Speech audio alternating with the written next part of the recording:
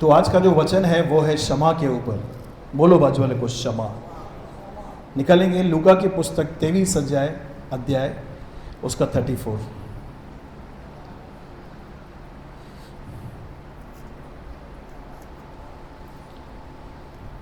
तेवीस का 34।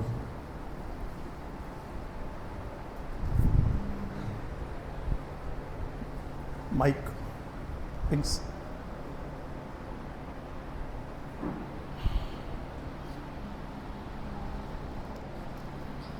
तब यीशु ने कहा, हे पिता, इन्हें क्षमा कर, क्योंकि ये जानते नहीं कि क्या कर रहे हैं। और उन्होंने चिट्ठियां डालकर उसके कपड़े बांट लिए। Praise the Lord.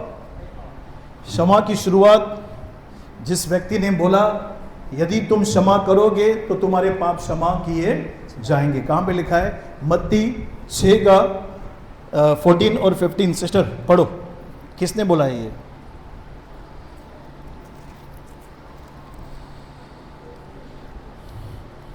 इसलिए यदि तुम मनुष्य के अपराध क्षमा करोगे, तुम्हारा स्वर्गीय पिता भी तुम्हें क्षमा करेगा। और यदि तुम मनुष्य के अपराध क्षमा न करोगे, तो तुम्हारा पिता भी तुम्हें अपराध क्षमा न करेगा। हाँ, प्रेज द लॉर्ड। प्रेरितों के काम 1 अध्याय उसका 1 और 2 पढ़ो, देखो क्या लिखा है। प्रेरितों के काम 1 अध्याय। हे थियोफिलुस, मैंने पहली पुस्तिका उन सब बातों के विषय में लिखी जो यीशु आरंभ से करता और सिखाता बस सिस्टर, पहला ही आरंभ से करता और सिखाता रहा। बोलो, करता और सिखाता रहा। और हमने पढ़ा लूका 24 का 34 में कि यीशु ने ये प्रार्थना की अंतिम समय में, जब लोगों ने उसको मारा, उसके मुंह पे थूका, उसके सिर पर कांटों का ताज रखा गया, उसकी पीठ पे कोड़े मारे गए, हाथ और पैरों में कीले हैं, उसकी दाढ़ी को नोचा गया, उसकी आंखों पर पट्टी बांधी गई, उसे थप्पड़े मारी गई, भविष्यवाणी कर किसने तुझे मारा। इतना जलील बेइज्जत होने के बाद भी प्रभु यीशु मसीह क्रूस पे एक काम कर रहे हैं, हे पिता, इन्हें क्षमा कर, ये नहीं जानते हैं ये क्या कर रहे हैं। मैं आपको चैलेंज करता हूं, जितने लोग मुझे सुन रहे हैं, जितने लोग ऑनलाइन सुन रहे हैं, अगर आपके पास ऐसा कोई प्रभु है तो मुझे बताओ। ऐसा कोई व्यक्ति है जो ज्ञानवान हो, जो ये करके बताए, तो मुझे बताओ आप। कोई नहीं है। जैसा यीशु ने माफ किया है ना, वैसा कोई भी नहीं कर सकता। कोई कर सकता है क्या? हे पिता, इन्हें क्षमा कर, क्योंकि ये नहीं जानते हैं ये क्या करते हैं। तो आज जो हमें बात सीखनी है ना, क्षमा किसको करना है और कैसे होती है। क्योंकि क्षमा के ऊपर प्रचार हमने बहुत सुना है, क्षमा करना, क्षमा करना, क्षमा करना। नहीं हो रहा है भाई। रीजन क्या है? मैं क्यों क्षमा नहीं कर पा रहा हूं? Praise the Lord. इफिसियों की पत्री 4 अध्याय उसका 30 और 31 पढ़ो।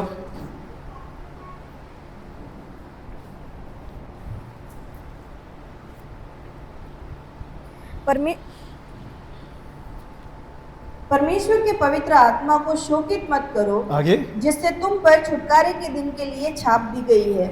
सब प्रकार की कड़वाहट और प्रकोप और क्रोध और कलह और निंदा सब भेदभाव समेत तुमसे दूर किए जाए। आगे, एक दूसरे पर कृपालु और करुणामय हो, और जैसे परमेश्वर ने मसीह में तुम्हारे अपराध क्षमा किए, वैसे ही तुम भी एक दूसरे के अपराध क्षमा करो। यहाँ पे एक शब्द लिखा हुआ है, वैसे ही। क्या लिखा है? वैसे ही। सिस्टर, लास्ट वाला पार्ट वापस पढ़ो। जैसे परमेश्वर ने मसीह में तुम्हारे अपराध क्षमा किए, वैसे ही तुम भी एक दूसरे के अपराध क्षमा करो। इधर क्या जानवरों के लिए लिखा है क्या? जानवरों के अपराध क्षमा करो। एक दूसरा, यानी दूसरा कौन है ये? एक व्यक्ति है। आपके घर का व्यक्ति हो सकता है, आपकी पत्नी हो सकती है, आपका पति हो सकता है, आपका पास्टर हो सकता है। हाँ, लोग पास्टर से बहुत हर्ट होते हैं जल्दी। आपका बॉस हो सकता है, कस्टमर हो सकता है। ये जो वचन है, जब तक इस वचन को मैं नहीं समझूंगा ना, मैं जिंदगी में किसी को भी माफ नहीं कर पाऊंगा। पास्टर मेरे को पढ़ने नहीं आता है, समझ तो है ना? बोलो बाजू को, समझ है ना? जिस तरह परमेश्वर ने मसीह में मुझे माफ किया है, वैसे ही एक दूसरे को क्षमा करो। यानी एक बात तो तय है, ध्यान से सुनो, दुख पहुंचाने वाले लोग जब तक यीशु बादलों पर आएगा तब तक आपसे मिलेंगे। ये भविष्यवाणी कर रहा हूं मैं। अगर ऐसा नहीं होता ना तो ये वचन लिखा हुआ नहीं रहता। स्कूल में हम जाते हैं, 8 टीचर्स आती है ना, आधे आधे घंटे की। मालूम है कुछ भी हो जाए 8 टीचर तो आना ही है, 8 मुझे पीरियड्स वहां पे अटेंड करना ही है। बचपन से 1 से लेकर 10 तक हम पढ़े थे। कभी ये दिमाग से निकला था क्या? जिस दिन छुट्टी होती थी फिर आधे हो जाते थे। वैसे ही, बोलो वैसे ही, हमको ऐसे लोग मिलने वाले हैं जो हमें हर्ट करेंगे, जो हमें दुख पहुंचाएंगे, जो हमारी बात नहीं मानेंगे, जो हमारी निंदा करेंगे, जो हमको समझेंगे नहीं। अच्छा, दूसरी बात, उस कैटेगरी में मैं भी हो सकता हूं, ये बात ध्यान में रखो। हाँ, कई बार क्षमा न करने का कारण यह है कि मैं बहुत अच्छा हूं अपनी नजर में। हाँ, ये कारण पकड़ लो। परमेश्वर ने हमें मसीह में कैसे माफ किया है, जब तक हम ये नहीं समझेंगे ना, हम किसी को भी क्षमा करने नहीं पाएंगे। आप मुझे बताओ, जो व्यक्ति आपके कपड़े फाड़े, आपके मुंह पे थूके और आपने कुछ भी गुनाह नहीं किया है, आप उसे कैसे माफ करोगे? ये तो मैं हाइट बोल रहा हूं आपको, जलील करने की हाइट हो गई। कोई हमारे कपड़े फाड़े, कपड़े, पास्टर मेरे कपड़े, मुझे खाली कोई ऐसे देखे तो ये बात अलग हो गई। कैसे? पूछो बाजू से, कैसे आएंगे? निर्गमन की पुस्तक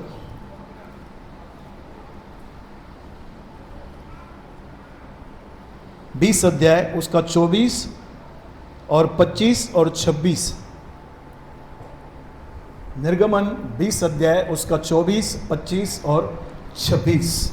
मेरे लिए मिट्टी की एक वेदी बनाना, हाँ। और अपनी भेड़ बकरियों और गाय बैलों की होम बलि और मेल बलि को उस पर चढ़ाना। यस। जहाँ जहाँ मैं अपने नाम का स्मरण कराऊं, हाँ। वहाँ वहाँ मैं आकर तुम्हें आशीष दूंगा। आशीष दूंगा। और यस। यदि तुम मेरे लिए पत्थरों की वेदी बनाओ तो तराशे हुए पत्थरों से न बनाना, हाँ। क्योंकि जहाँ तुमने उस पर अपना हथियार लगाया वहाँ तुम उसे अशुद्ध कर दोगे।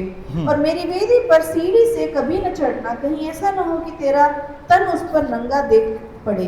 देखिए, यहां पे वेदी की बात आई है। वेदी वो समय पे क्यों काम में आती थी? सबसे पहले बलिदान के लिए, वर्शिप के लिए, पर्वों को मनाने के लिए। दूसरा, पाप क्षमा के लिए। बोलो, पाप क्षमा के लिए। पाप क्षमा के लिए परमेश्वर ने एक वेदी वहां पे बनाई थी। होम बलि, मेल बलि, पाप बलि, दोष बलि, अन्न बलि, ऐसे करके 7 बलियां थी जिनको उस वेदी पर ही चढ़ाना है। परमेश्वर ने यहां पे एक जबरदस्त बात बोली है, जो वेदी तू बनाएगा पत्थरों से, उसमें हथौड़ी नहीं लगनी चाहिए। मेरा सवाल है, क्यों? परमेश्वर ने क्यों मूसा को बोला, अगर तू कोई वेदी बना रहा है तो उसके पत्थर पर है ना कोई भी मनुष्य का हथियार इस्तेमाल नहीं किया जाए? मेरे साथ हैं आप? परमेश्वर ये इज़राइल को बताना चाह रहा था, जब मैं तुम्हें क्षमा करूंगा, जब मैं तुम्हारी आराधना ग्रहण करूंगा, उसमें तुम्हारा कोई भी काम मुझे नहीं चाहिए। मनुष्य का काम मुझे कोई भी नहीं चाहिए। मैं अपने बेटे के कारण तुम्हारे पाप क्षमा करूंगा। मुझे तुम्हारे काम नहीं चाहिए, मुझे अपने बेटे का काम चाहिए। इसलिए उस पत्थर पर कोई भी हथौड़ी नहीं लगना चाहिए, प्योर पत्थर चाहिए मुझे।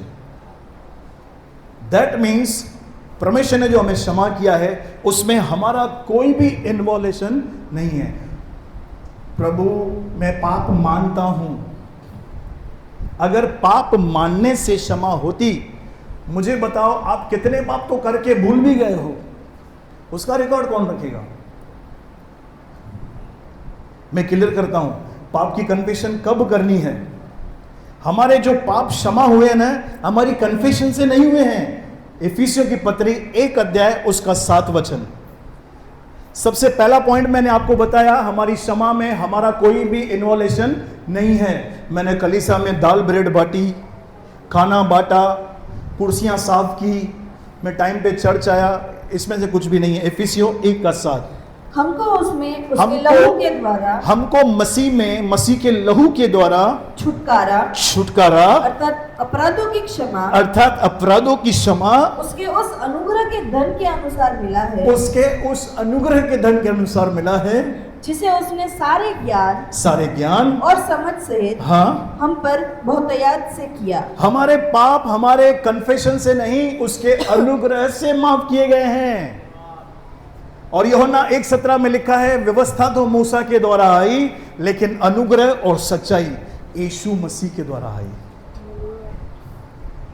वो पत्थर था ना, उसमें मनुष्य का कोई काम नहीं था, प्योर परमेश्वर था। इज़राइल को बता रहा था कि तुम्हारी आराधना, तुम्हारे चढ़ावे मैं तुम्हें देखकर ग्रहण नहीं करूंगा, मैं उस लहू को देखकर, उस मेमने को देखकर, उसके कामों को देखकर मैं तुम्हारे पाप क्षमा करूंगा। वैसे ही नई वाचा में परमेश्वर ने हमें जो माफ किया है ना, वो यीशु के कारण किया है।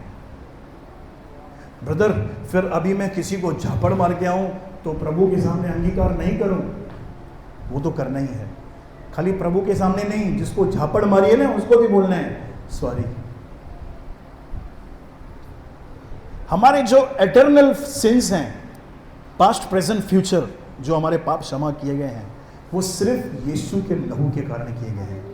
बाकी जो रोज की हमारी जिंदगी है, उसमें हम लोगों को हर्ट करते हैं, लोग हमें हर्ट करते हैं, उसमें हमको एक दूसरे के सामने पाप मान लेना है। याकूब की पत्री 5:16 में लिखा है, एक दूसरे के सामने अपने अपराधों को मान लो ताकि तुम चंगे हो जाओ, ताकि तुम चंगे हो जाओ।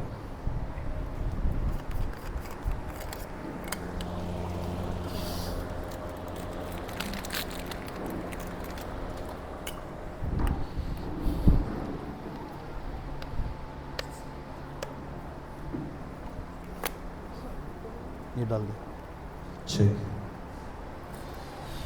ठीक है। तो हमारे पाप क्यों क्षमा हुए हैं? उसमें किसका काम है? बोलो, यीशु का। जब तक ये नहीं समझेंगे ना, आप क्षमा नहीं कर पाएंगे। मैं आपको आज चाबी देने वाला हूं, कैसे क्षमा किया जाएगा।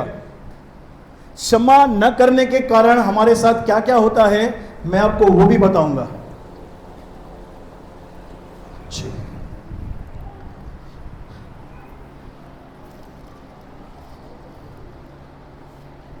निकालो मत्ती की पुस्तक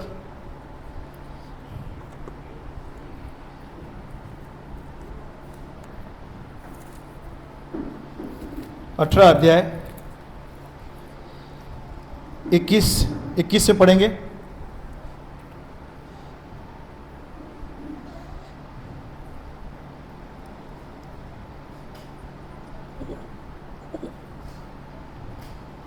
अठारह का 21 है। सिस्टर पढ़िए।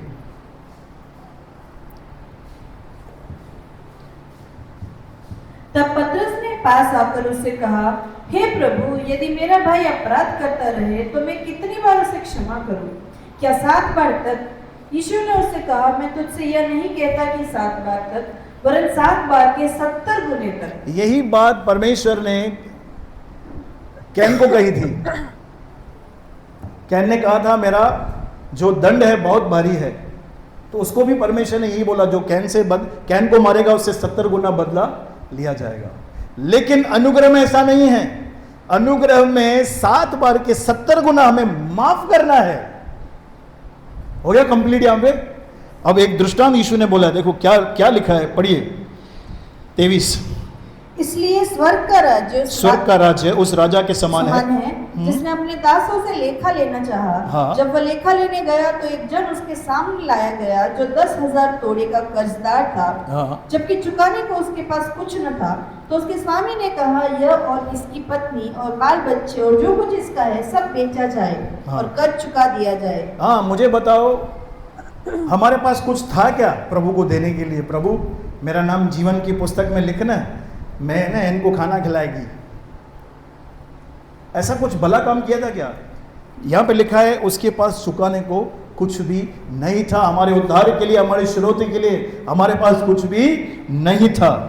तो उस राजा ने क्या बोला? इसके बीवी बच्चों को बेच दो ताकि कर्ज चुका दिया जाए। आगे, इस पर उस दास ने गिरकर उसे प्रणाम किया और कहा, हे स्वामी धीरज धर, मैं सब कुछ भर दूंगा। तब उस दास के स्वामी ने तरस खाकर उसे छोड़ दिया और उसका कर्ज भी क्षमा कर दिया। देखो राजा, बोलो राजा। उसने कहा, क्या कहा? प्रणाम किया और कहा, धीरज धर, मैं तेरा सारा कर्जा चुका दूंगा। तब उस दास के स्वामी ने तरस खाकर उसे छोड़ दिया, उसका कर्ज भी क्षमा कर दिया। अब मुझे बताओ इसने क्या किया? क्या है ये? दे दूंगा, लिख लेना, पहचानते नहीं क्या?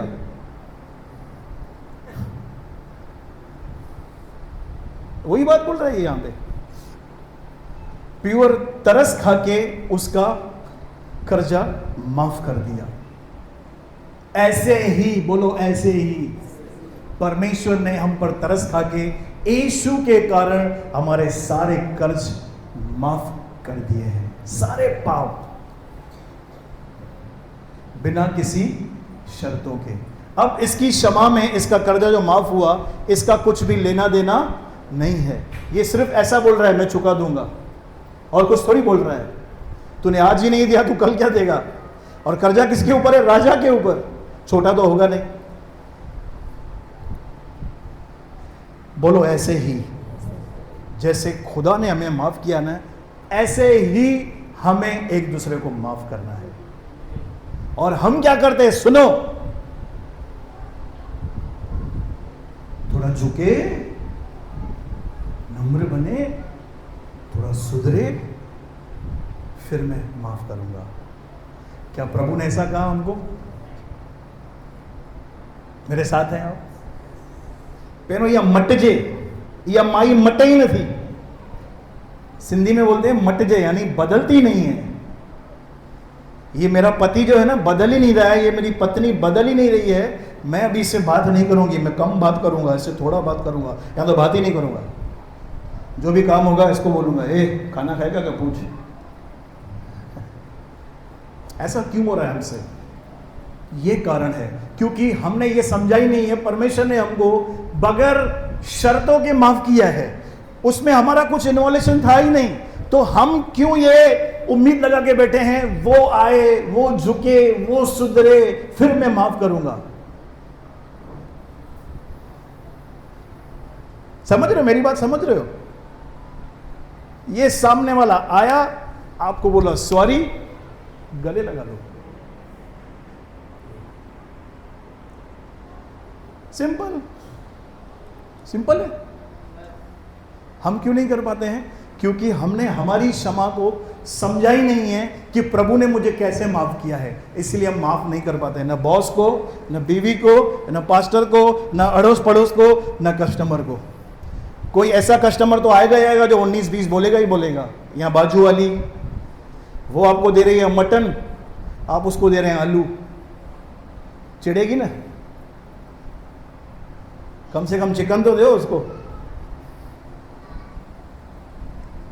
तो जब तक हम ये नहीं समझ रहे हैं ना कि मुझे क्षमा कैसे मिली है, फ्री में, बगैर शर्तों के, वैसे ही, बोलो बाजू वाले को, वैसे ही हमें माफ करना है। पास्ट को याद रखेंगे ना, पास्ट को कभी माफ नहीं कर पाएंगे।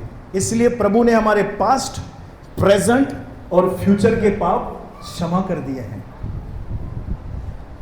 ब्रदर ये किधर लिखा है किधर लिखा है, लिख पढ़ो, यूहन्ना 5:24।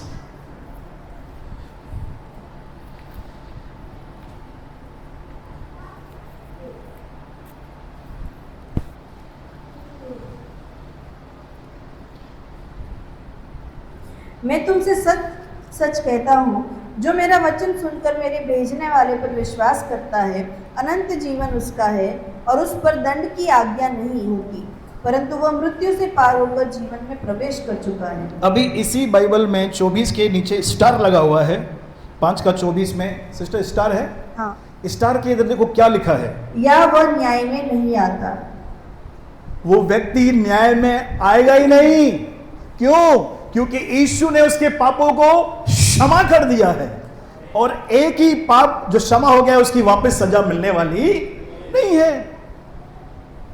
जब जज ने मुझे माफ कर दिया तो जाके मैं वापस जा रहा हूं अदालत में, ए जज मेरा न्याय करो, बोला तेरा न्याय हो चुका है, तेरे को सजा मिलेगी नहीं, क्योंकि तेरा कर्जा भर लिया है किसी ने, तेरी ईएमआई किसने भर दी है, तो वापस क्यों आया देने के लिए, बहुत पैसा है क्या?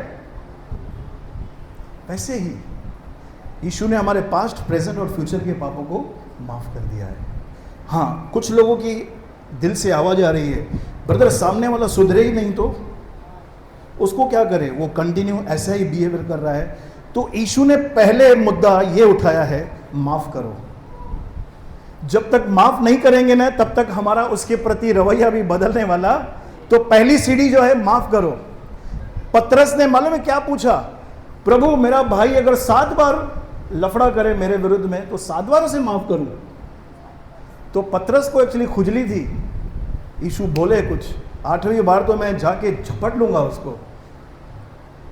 यीशु ने उसको गुणा बता दिया, 7 के 70 यानी 490 बार तेरा भाई अगर गलती करे और तुझसे माफी मांगने आए तो तू उसे माफ कर। मेरे साथ है?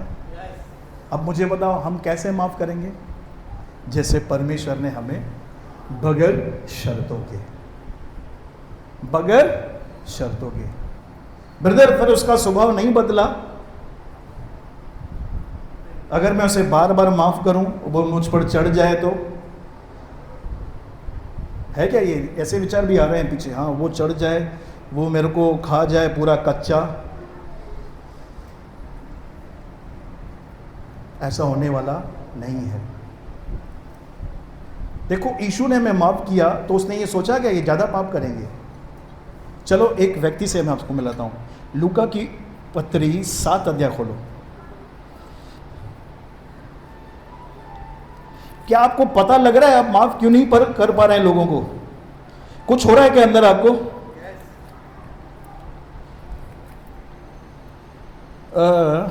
7 अध्याय सिस्टर जी,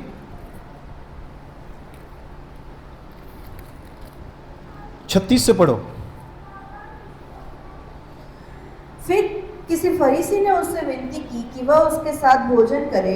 हाँ। तब वह उस फरीसी के घर में जाकर भोजन करने बैठा। हाँ। उस नगर की एक पापिनी स्त्री यह जानकर कि वह फरीसी के घर में भोजन करने बैठा है, हाँ। संगमरमर के पात्र में इत्र लाई। हाँ आगे आगे पढ़िए।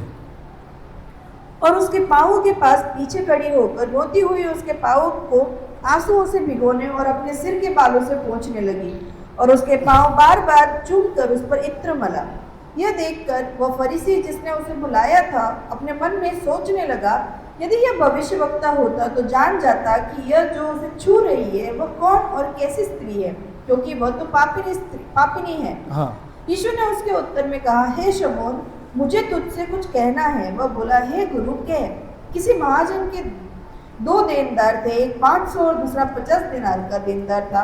जब उसके पाप पटाने को कुछ न रहा तो उसने दोनों को क्षमा कर दिया, इसलिए उनमें से कौन उससे अधिक प्रेम रखेगा? शमौन ने उत्तर दिया, मेरी समझ में वह जिसका उसने अधिक छोड़ दिया। उसने उससे कहा, तूने ठीक विचार किया है। और उस स्त्री की ओर फिरकर उसने शमौन से कहा, क्या तू इस स्त्री को देखता है?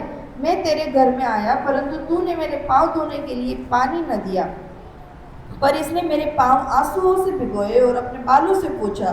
तूने मुझे चुमा न दिया, पर जब से मैं आया हूँ तब से इसने मेरे पाँव को चूमना न छोड़ा। तूने मेरे सिर पर तेल नहीं मला, पर इसने मेरे पाँवों पर इत्र मला है।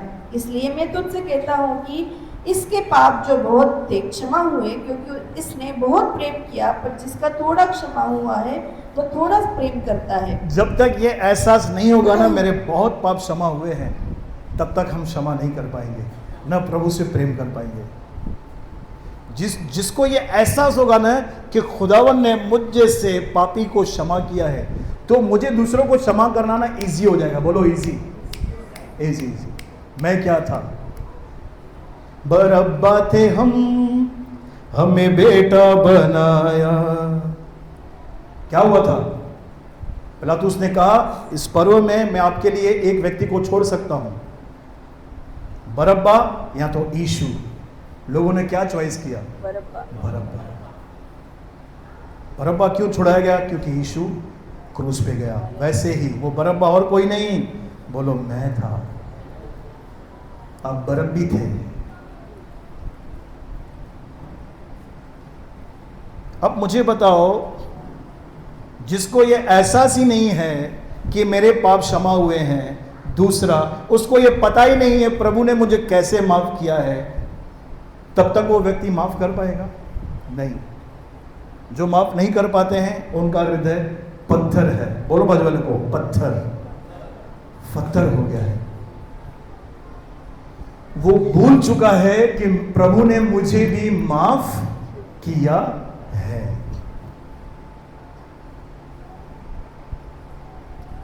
अभी भी कुछ आवाज आ रही है, उसके बाद भी कुछ नहीं हुआ तो ब्रदर चलो 12 अध्याय रोमियो।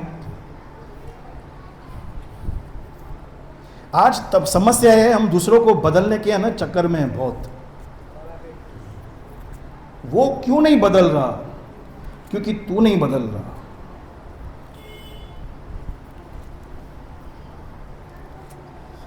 आवाज़ें आ रही है मुझे। 12 अध्याय 20 पढ़ो। परंतु यदि तेरा बैरी भूखा हो तो उसे खाना खिला, यदि प्यासा हो तो उसे पानी पिला, क्योंकि ऐसा करने से तू उसके सिर पर आग के अंगारों का ढेर लगाएगा। ये क्या है? अंगारा क्या है? आग का, पवित्र आत्मा का अभिषेक। यदि तेरा बैरी भूखा है तो उसे खाना खिला, प्यासा है तो पानी पिला। ऐसा करने से, बोलो ऐसा सोचने से नहीं, ऐसा करने से तू उसके सिर पर अंगारों का ढेर रखेगा। यानी वो व्यक्ति की आंखें खुलेगी। हम यीशु के पीछे क्यों चलते हैं? हमने यीशु को देखा है क्या? नहीं। हमने वचन में पढ़ा कि उसने हमें माफ किया है, हम सब उसके पीछे हो लिए हैं। यीशु का प्यार हमको उसके पीछे ले चलता है। वैसे ही जब हम किसी व्यक्ति को ऐसे माफ करते हैं ना, तो परमेश्वर का प्यार उसे बदलता है। कितने लोग शांति चाहते हैं लोग जीवन में? हाथ उठाओ। प्रभु, मुझे प्रभु की शांति चाहिए पास्टर।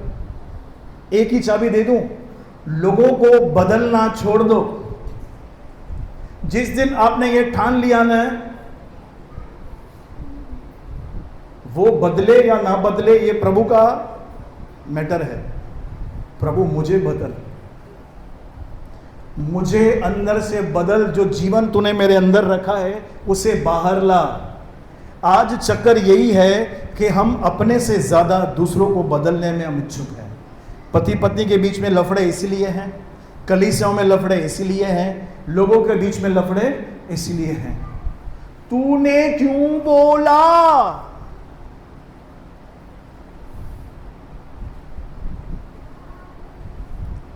सन्नाटा लगा पड़ा बहुत।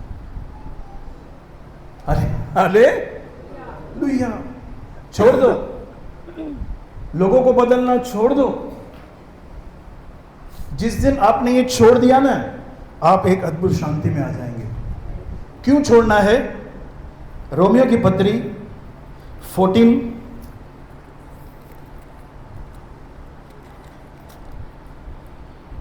उसका 12। इसलिए हम में से हर एक परमेश्वर को अपना अपना लेखा देगा। वापस पढ़ो। इसलिए हम में से हर एक परमेश्वर को अपना अपना लेखा देगा। बोलो अपना अपना। अपना अपना। प्रभु मालूम है मैंने गुस्सा क्यों किया, क्योंकि उसने पहले ऐसा बोल दिया। प्रभु क्या बोलेगा? तूने क्यों किया? प्रभु पहले उसने किया, बोलेगा तूने क्यों किया भाई? उसने किया तो मैं उसकी चटनी निकालूंगा। हम कभी भी प्रभु को ऐसा नहीं बोल सकते हैं मेरी बीवी मेरा पति ऐसा था इसीलिए मेरी जिंदगी खराब है, गवर्नमेंट ऐसी है। कई बार कुछ ना होता है ना, हम गवर्नमेंट पे धब्बा लगा देते हैं, यहाँ की गवर्नमेंट ही बेकार है। क्या है ये? तू कौन है? क्या तू गवर्नमेंट के लिए दुआ करता है? कभी भारत के लिए उपवास करके प्रार्थना की? प्रभु ये पूछेगा। लोगों को बदलना छोड़ दो, क्योंकि बाइबल में लिखा है हम में से हर एक को अपना अपना लेखा। पर पास्टर हर बार है ना वो झूठ बोल के छूट जाता है, यहां पे छूट जाएगा, ऊपर फटके मिलेंगे। ब्रदर आपने तो बोला हमारा न्याय हो चुका है, ये न्याय रिवॉर्ड का है। हमारा जो न्याय होगा ना वो रिवॉर्ड्स का होगा। यीशु ने कहा हर एक को उसके कामों के लिए मेरे पास देने को प्रतिफल है। क्या है मेरे पास? क्या है? प्रतिफल। तो मसीहों के लिए प्रतिफल पड़े हैं ऊपर।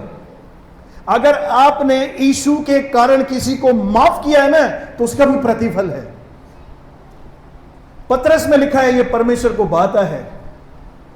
तुम अच्छे काम करके बुरे काम करके घूसे खाते हो तो इसमें तुम्हारी कोई बड़ाई नहीं है। तुमने अच्छा किया उसके बाद भी तुम सुनते हो और तुम सहते हो।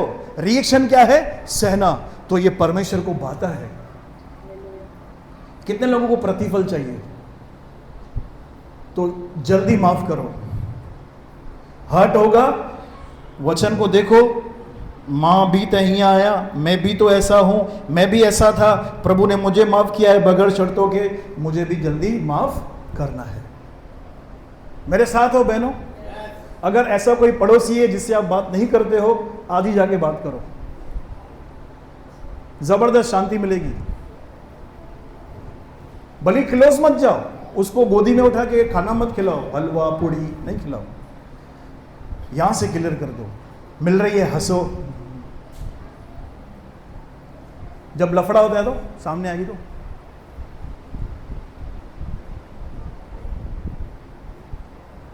बंद करो। ये आपको पता नहीं है उसने क्या किया है। अरे तुझे नहीं पता तूने क्या किया है। उसके बाद भी प्रभु ने हमको माफ कर दिया है। सिस्टर मत्ती में चलेंगे, वो दृष्टांत पूरा करेंगे और खत्म करेंगे। कहां पे रुके थे हम? 18 अध्याय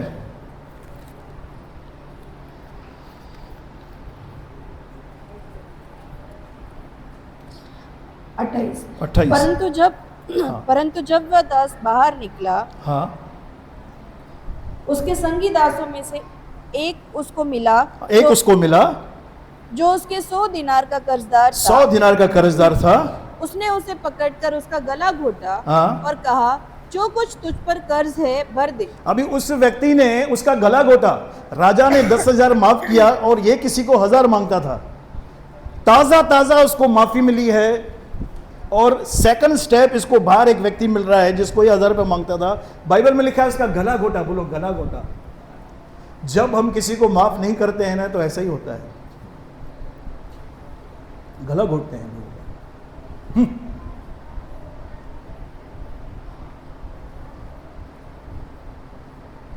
चलो आगे।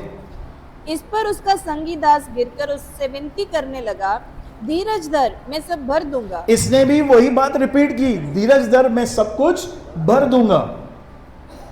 उसने न माना, परंतु जाकर उसे बंदीगृह में डाल दिया कि जब तक कर्ज भर न दे तब तक वहीं रहे। इसका इसने न्याय कर दिया। बेटा तू 1000 रुपया नहीं देगा ना तब तक तू यहां से छूटेगा नहीं। अब देखो क्या हो रहा है। उसके संगी दास ये जो हुआ था देखकर बहुत उदास हुए और जाकर अपने स्वामी को पूरा हाल बता दिया। तब उसके स्वामी ने उसको बुलाकर उससे कहा, हे दुष्ट दास, तूने जो मुझसे विनती की तो मैंने तेरा वह पूरा कर्ज क्षमा कर दिया। इसलिए जैसे मैंने तुझ पर दया की वैसे ही क्या तुझे भी अपने संगी दास पर दया करना नहीं चाहिए था? देखो प्रभु ने दया की है ना, प्रभु का तो हक बनता है ना ये बोलने का अरे तेरा मैंने इतना माफ कर दिया है और तू उसकी इतनी सी बात लेकर बैठ गया है। कितने साल तक कुछ बात ही नहीं करते हैं, घर में एक घर में रहते हैं। क्यों? इसका मुझे अच्छा नहीं लगता। ऐसे से क्या करंट लग रहा है क्या? ये ऐसे ऐसे अच्छा नहीं लग रहा है क्या? ये वो नहीं कर रहा है, तू माफ करना है, तू बात कर। मैं क्यों करूं? वो नहीं करता है, ये नहीं करता है, वो नहीं आता है। अरे लचक आ जाएगी। तू जाके करना, तू उसका ऑनर कर, तू उसको प्यार कर। जैसे मैंने तुझ पर दया की, मालूम है इसका नाम क्या पड़ा? दुष्ट दास। यानी जो प्रभु से माफी मांगकर हासिल करके जो लोगों को माफ नहीं करते, उनका नाम क्या है? मैं नहीं बोल रहा हूं, प्रभु का वचन बोल रहा है। आंखें नहीं खुली उसकी। वो ये भूल गया कि राजा ने मुझे कैसे माफ किया, इसलिए वो माफ नहीं कर पाया। चलो आगे, इससे इसको क्या हो रहा है देखो। और उसके स्वामी ने क्रोध में आकर उसे दंड देने वालों के हाथ में सौंप दिया, हाँ कि जब तक वह कर्ज भर न दे तब तक उनके हाथों में रहे। हाँ। इसी प्रकार यदि तुम में से हर एक अपने भाई को मन से क्षमा न करेगा, बोलो मन से, बोलो मन से, मन से क्षमा न करेगा, तो मेरा पिता जो स्वर्ग में है तुमसे भी वैसा ही करेगा। व्यवहार करेगा। लेकिन मैं आपको बताऊं, ये वचन जो प्रभु ने बोला, अब तक व्यवस्था थी। जब तक यीशु इस धरती पे था तब तक व्यवस्था थी। पर इसमें प्रभु ने एक अनुग्रह का, एक ये अनुग्रह का ये पैराग्राफ है, उसको चुकाने को कुछ नहीं था। प्रभु ने उसको माफ कर दिया। उस प्रभु की ये मांग थी कि जैसे मैंने तुझे माफ किया है वैसे ही तू भी सबको माफ कर। आज क्या होता है, अगर हम माफ नहीं करते हैं ना, तो हम शैतान के लिए द्वार खोलते हैं। कितने लोगों को पता है? एफिसी की पत्री 4 अध्याय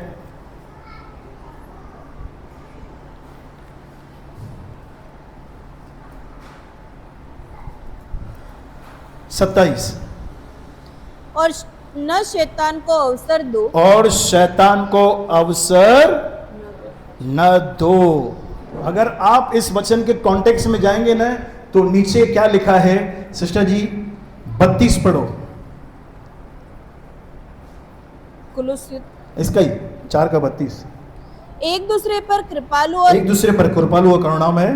और जैसे परमेश्वर ने मसीह में तुम्हारे अपराध क्षमा किए, वैसे ही तुम भी एक दूसरे के अपराध क्षमा करो। अगर अपराध क्षमा नहीं करेंगे तो शैतान को अवसर मिलेगा। मेरे साथ हैं आप? क्या अवसर मिलेगा? वो और गंदगी डालेगा और आपके मन को कठोर करेगा और आपके बॉस के प्रति उसका ये किया, उसका ये किया, कुछ ना कुछ डालता रहेगा। इससे पहले कि शैतान हमारे द्वार पर आए, हमको माफ कर देना है। माफ कर देना। और माफी का कारण ये नहीं होना चाहिए वो नम्र बना इसीलिए मैंने माफ किया, ये नहीं होना चाहिए। ऐसा थिंकिंग से हम माफ कर ही नहीं पाएंगे। यही बात रखनी है, प्रभु ने मेरे पास्ट, प्रेजेंट और फ्यूचर के पाप को माफ किया है ना, मेरा भाई मेरी बहन जितनी बार भी आएगा ना, मैं उसे माफ करूंगा।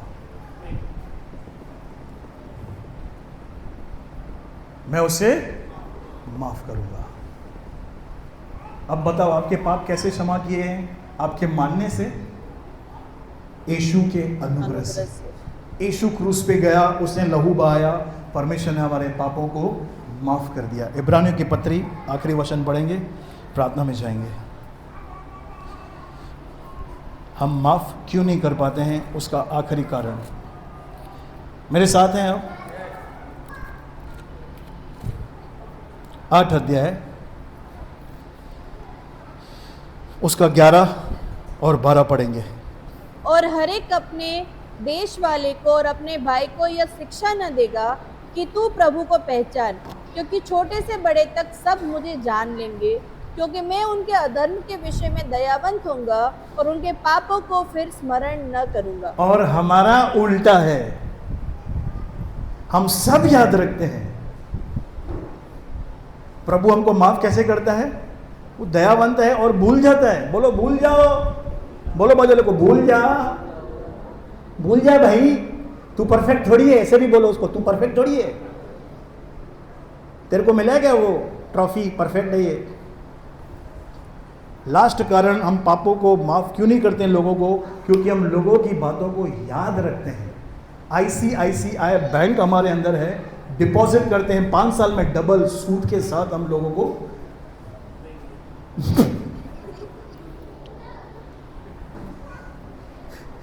भूल जाओ। प्रभु बोलता है मैं आपके पापों को फिर स्मरण न करूंगा। पास्टर कैसे भूल जाऊं? बहुत ही आसान है, यीशु को देखो, बहुत ही आसान है। यीशु भूल गया ना मेरे पाप। अगर यीशु पाप याद रखता ना तो नींद में भी यीशु आता, कह रे हाँ नींद में आया है प्रभु? आया क्या? शैतान आता है। क्यों गेट खोलते हैं? रात को मोबाइल देख के सोते हैं तो प्रभु नहीं आएगा? कौन आएगा? प्रभु नहीं आएगा दोष लगाने के लिए, तूने ऐसा क्यों किया, तूने ऐसा क्यों किया। वो बोलता है मैं तेरे पापों को स्मरण न करूंगा, तो उसका सजा क्यों देगा? जब पाप याद ही नहीं है तो उसकी सजा क्यों मिलेगी? तो हम क्यों लोगों को दंड देते फिरते हैं? मालूम है क्यों? क्योंकि हम पापों को याद करते बैठे हैं। इसने ऐसा किया था, मुझे बराबर याद है, एक एक पॉइंट याद है, कामा और मात्रा भी याद है, और कामा सेमी कॉलम। मैं आपको गुड न्यूज़ देना चाहता हूं, मेरे परमेश्वर ने आपको हमेशा के लिए माफ कर दिया है। आपका लेखा नहीं रखा है ऊपर, कोई फाइल नहीं बन रही है ऊपर। प्रभु बोलता है तेरी भी फाइल जला दे, माफ कर दे। ब्रदर वो बात नहीं करता, अरे तू जाके करना। ब्रदर वो छोड़ो ना, वो छोड़ो, तुझे आशीषित होना है ना, तुझे ऊपर जाना है ना। लिखा है यहोवा दीनों पर क्या करता है? अनुग्रह करता है, लेकिन अभिमानियों का सामना करता है। सामना कैसे करेगा? आपके पास भी ऐसे ही लोग आएंगे। तू ऐसा है ना, तो वाले लोग आएंगे। अगर आप बोलेंगे कोई बात नहीं, तो परमेश्वर आपके जर्नी में, आपकी यात्रा में आपके साथ ऐसे ही लोगों को जोड़ने वाला है। यीशु ने कहा जिस नाप से तू नापता है उसी से तुम्हारे लिए। तो मेरा अंतिम सवाल आपसे, आपके पाप कैसे क्षमा हुए? सब मिलकर बताओ। अनुग्रह से। उसमें आपका कोई योजना, आपका कुछ है क्या हाथ कि मैंने चींटियों को शक्कर खिलाया, गाय को घास खिलाई? खिलाओ, बहुत अच्छा है। सिर्फ और सिर्फ यीशु के अनुग्रह से। जोरदार तालियां देंगे प्रभु के लिए, जोरदार गड़गड़ाहट की